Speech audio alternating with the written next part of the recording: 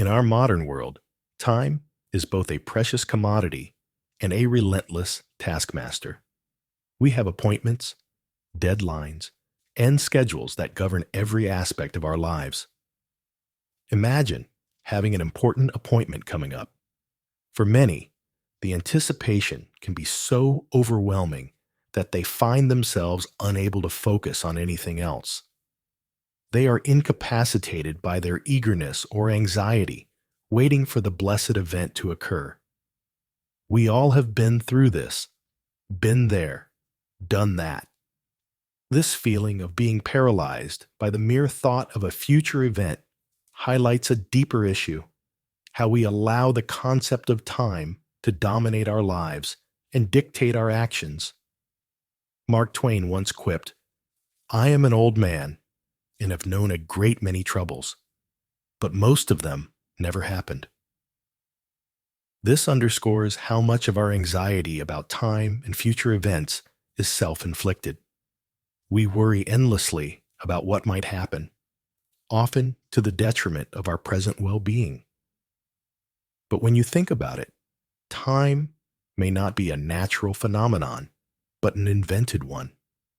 We often think of time as a natural part of the world, but in reality, it is a social construct.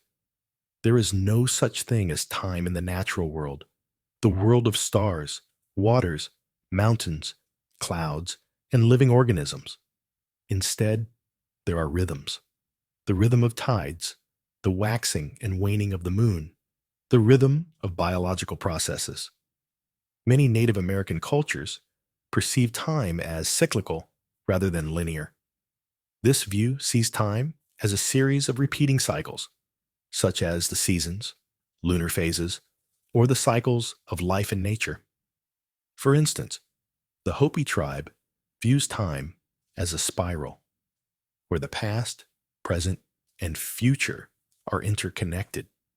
Their calendar is based on the cycles of the moon and the movements of the sun, emphasizing harmony with the natural world.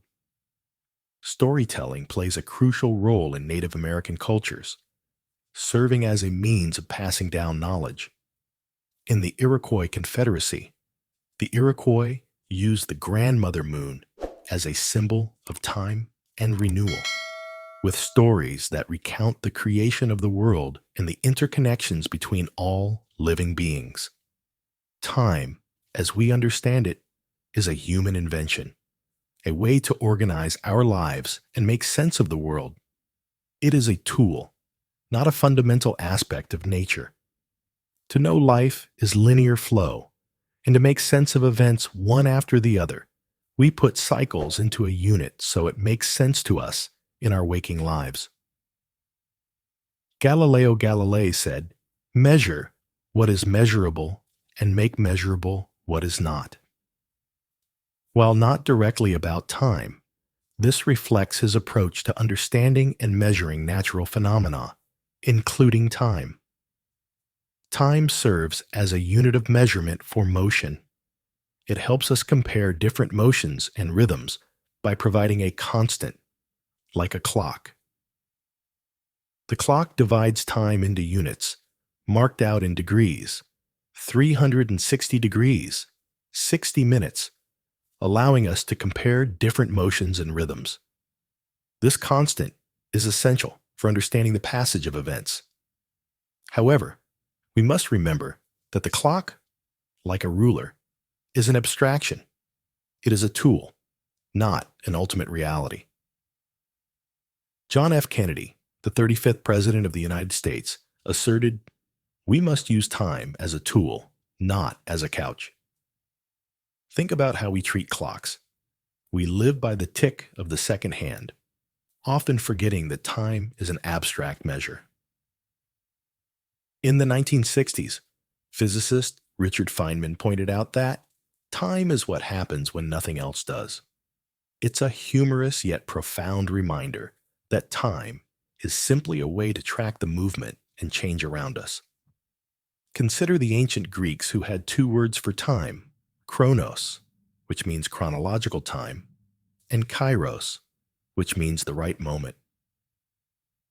Kairos is considered part of modern Greek as well. This distinction shows a nuanced understanding that while chronological time is a useful construct, the quality of moments matters more. Even in ancient times, people recognized that the way we measure and perceive time is not the only way to understand it. Our conscious attention is designed to focus on change and novelty, often ignoring the constants in our lives.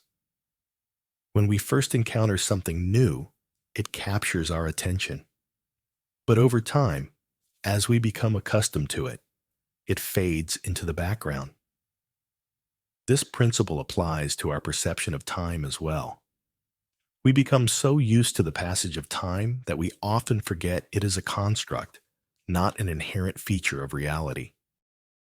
The conditioning is not very hard to drop, so we can try to relax the limit or unit of time against our conditioned unit.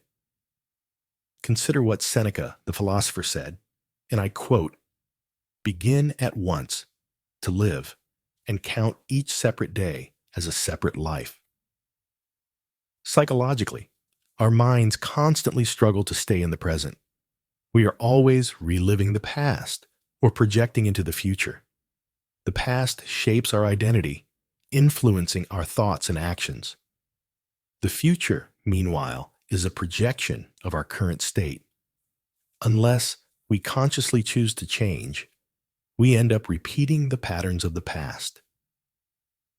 To break free from this cycle, we need a psychological intervention, a fundamental change in our way of thinking and living. This means letting go of past conditioning and embracing the present moment. When we achieve this, we experience a profound transformation. This is not merely a theoretical concept, but a tangible reality. The future is contained in the now, and by changing our present, we can shape a different future. But how do we do it? At the very moment you decide you want to take a new turn, there is a change. Also, think of the transformative power of staying in the present. Practitioners of mindfulness meditation focus on the present moment, letting go of past regrets and future anxieties. Studies have shown that regular meditation can lead to significant improvements in mental health and well-being. Beyond our immediate perception lies a deeper reality. The clock, the lines of latitude and longitude, and even the words we use are abstractions. The physical world, which we often consider the most real, is just one level of reality. Beyond it lies a continuum, a fundamental reality in which all physical phenomena exist. This deeper reality is often ignored by our conscious mind. We do not tune into the collective unconscious because we don't anchor ourselves to the present. How could we? To listen to the divine, our mind should be silent. Albert Einstein once said, "Reality is merely an illusion, albeit a very persistent one." His theory of relativity showed that time is not a constant but can be stretched and compressed. This scientific revelation aligns with the idea that time, as we perceive it, is just one layer of a more complex and fluid reality.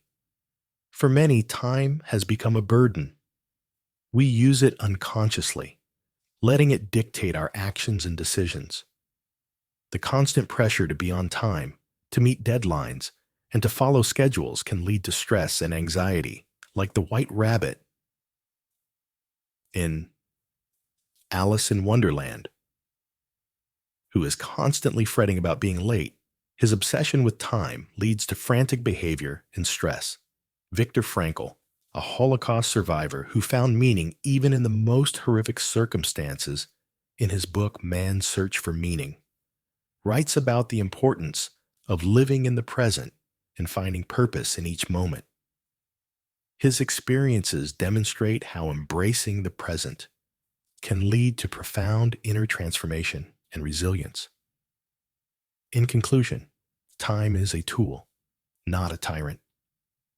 By understanding its true nature, we can liberate ourselves from its constraints and live more fulfilling lives. We can live fully in the present, free from the past and unburdened by the future. This is the path to true self-realization and enlightenment. Embrace the power of now and let it guide you to a life of purpose and fulfillment. As the famous author and motivational speaker Wayne Dyer once said, "Go for it now. The future is promised to no one.